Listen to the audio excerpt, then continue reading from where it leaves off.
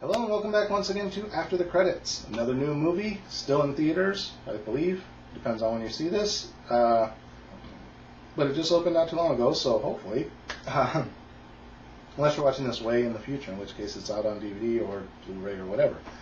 Or maybe on your local cable station, if you're watching this like 4 or 5 months from now. But anyway, today's movie was The Secret Life of Pets. What did I think of The Secret Life of Pets? It's Toy Story with animals, more or less. So basically the entire first 5 minutes of the film is the preview for the film. All the animals kind of doing their thing, and then the owners go out, and then they start doing their other thing and communicating with each other. These are all animals that live in the same high-rise or like next door to this high-rise, so they're all kind of in the same area. Our main character, whose name I forget, I believe it's Max. They call him Tiny Dog or Little Dog a couple times throughout the movie, but I think his name was Max. He's basically the one who kind of sits in front of the door all day waiting for his owner to get back while all the other animals are kind of doing their own thing. And so that's the entire opening of the movie, is what you see in the preview. So Max is sitting in front of the door waiting for his owner to come home, and when she comes home, she brings a big surprise. A really big surprise. Another giant, fat, brown dog. And Max is not happy about this dog because, you know, he's had this perfect life with his owner. They've had this little special connection. They do things a certain way.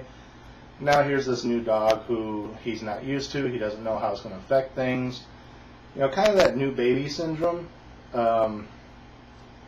Where if you're a younger child and your parents have another child, you kind of feel like the attention's being taken away from you, and you're, you know, that whole kind of thing. Especially like middle child syndrome, where you have an older brother or sister, then a younger one, you're kind of stuck in the middle.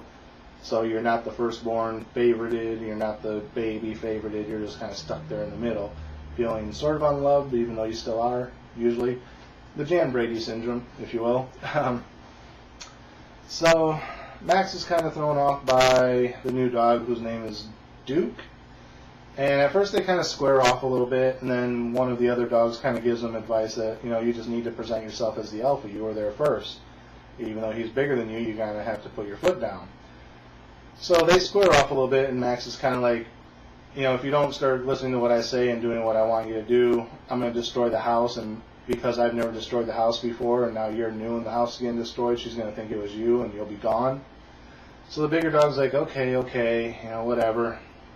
So they end up going to the park via a dog walker who takes basically every animal in this high-rise to the park all at the same time. Somehow Max and Duke get separated and lose their collars, and they're running away from the dog catchers. They end up in the sewer where they meet all these animals that were thrown away by their owners, not really loved, you know, like gators in the sewer, pet rabbits, all kinds of stray cats, snakes, you know, other animals. They call themselves the flushed-aways or something like that, so it's like anything that would get flushed down the toilet, except, like I said, one's a rabbit and a lot of them are cats, among other animals, so how they got flushed, I don't know. Basically, they're just animals that somebody got, ended up realizing they couldn't take care of them and let them go, or flushed them down the toilet or whatever, so they're kind of outcasts and they don't really like domesticated pets. They think they're kind of beneath them.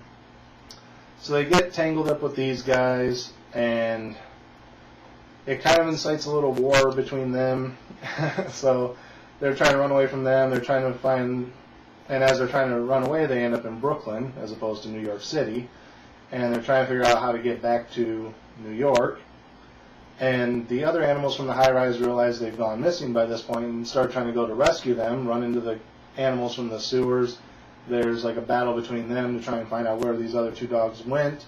There's a little bit of an emotional turn for the dogs at one point where they start to kind of understand each other, but then there's like another emotional thing that happens, and then they're kind of like against each other again, but then they realize that they need to be there for each other. So they get back together. I'm not going to go into all the detail of what it was because it was kind of a little emotional bit of the movie. I kind of saw it coming, but it was still kind of emotional when it did happen. Not saying I cried or anything, just kind of like, oh, you know, that's kind of sad. But I saw it coming as soon as they started talking about the backstory. Not going to go into too much more detail of it other than that. So, as usual with kids' movies, eventually they make it back home, everything's fine, everyone's loved, the dogs get along, the owner's happy, the end. Like I said, it's more or less the first Toy Story, just with animals now instead of toys. You had Woody, who was the main guy amongst all the other toys, then Buzz came in and kind of stole his thunder. Woody had like a little middle child syndrome of his own, didn't like Buzz, wanted to get rid of him. The other toys kind of came to both of their rescues when they both got lost at Planet Express, or Pizza Planet, whatever the hell it was called. All the other toys had to rescue them before the move, blah, blah, blah. Eventually they all made it back home and they were all happy ever after. So it's all the same stuff, it's just now with animals instead of toys. Did they do it any better or worse? Not really. Personally, I kind of like Toy Story better between the two. But it could just be because I saw it first. If this had come out first and then Toy Story was coming out now, I'd probably be saying, oh, Toy Story is just a copy of Life of Pets, Secret Life of Pets. Yeah, not really much else to say about it than that. Do I recommend it? If you like Toy Story or you like kids' movies like Toy Story, check it out. You might enjoy it, but like I said, it is a lot of the same tropes as Toy Story. If you've seen Toy Story, you've seen this movie already. What would I get as far as a star rating? I'm just going to go straight down the middle of the road with a 3. Like I said, it's nothing really special over anything else. It was enjoyable despite all the similarities to Toy Story. I just wish it would have done more of its own thing. So yeah, just middle of the road. It's a 3. Not much else to say about it than that.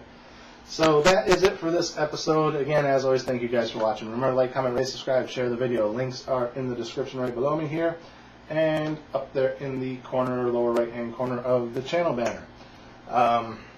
So yeah, that is it for this episode. Again, as always, thank you guys for watching, and until next time, we'll see you after the credits.